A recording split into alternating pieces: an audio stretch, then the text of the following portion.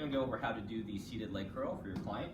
The first thing you want to know about this machine is it adjusts 3 ways. So the first setting that you really want to think about is the height of your client. So the average person that's about 5'7", they can lower this all the way down to the bottom, and the way you would do that is you would pull this red pin, and it allows you to lower or lift this pad here. Sometimes you just need your client to pull it up for you while you hold it, because it doesn't lift super easy.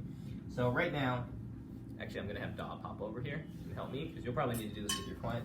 Even though you can get this lifted, he's going to have to grab on those handles and raise or lower it, just like that, okay? So because of, and you want to lock this in, so Daw, come back over here. This is a good example. Make sure you get it into the hole, so lift it up a little bit. See that? Or if I hit the bottom, there should still be a hole. Yeah. Bring it up just this much. There it is. Okay. So there is still a hole. So if you don't see the pin going all the way in, you want to make sure the pin's all the way in, because nothing's worse than having a client set up there and they go in a free fall drop. Okay. So 5'7" or above, you're probably going to be all the way down. Some clients you may need to lift it up a little bit. Now, here's where you as a coach are going to have to pay attention. The backrest moves forward and back. And so, once again, I locked that in. You heard it click in. There's a hole there. So there's a red lever on the left side of the seat, and I'm going to pull that forward and back, and that allows me to move the chest piece. And in the flat position, what that's going to do is that's going to give you a better position generally for someone who is more narrow, okay? If you have someone like myself who's more wide, you can move that forward a little bit to incline 1 or incline 2, okay? Because you want to just keep in mind your wides usually have a better hamstring flexibility in starting.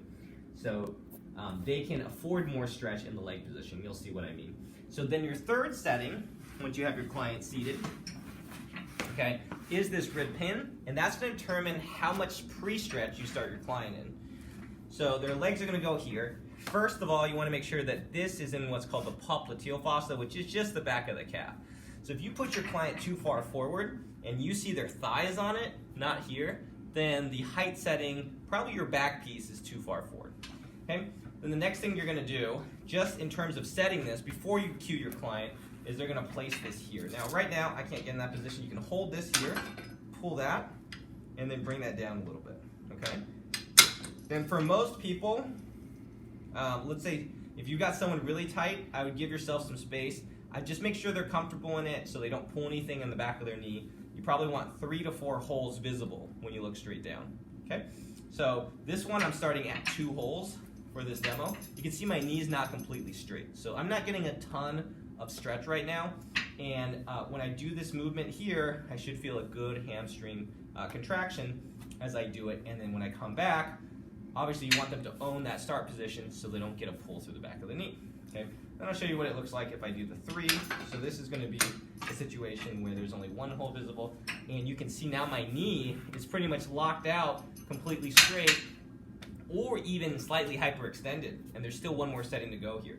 So you do have to pay attention for your client in terms of setting that up. So once you get the right starting position, now you can look at the posture of the torso.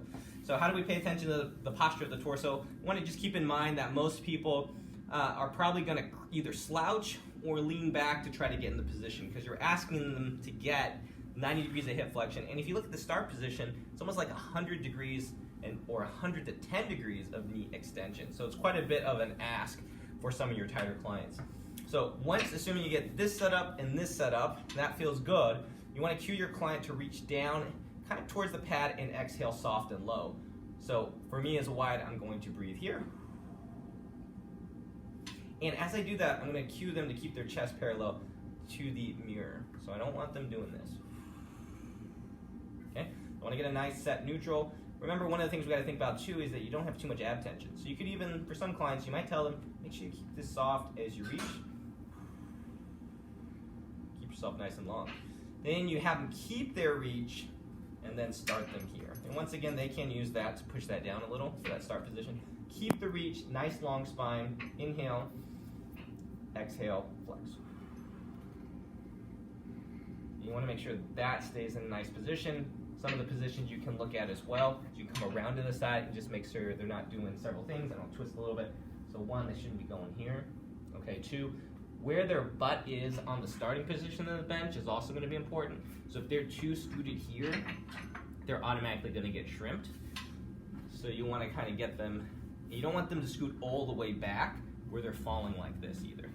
So you want to find a nice, comfortable position for them. Just look at the back and just ask yourself, do they look stacked relatively, keeping in mind that there is tilts to this bench. And that's how you do the seated leg roll.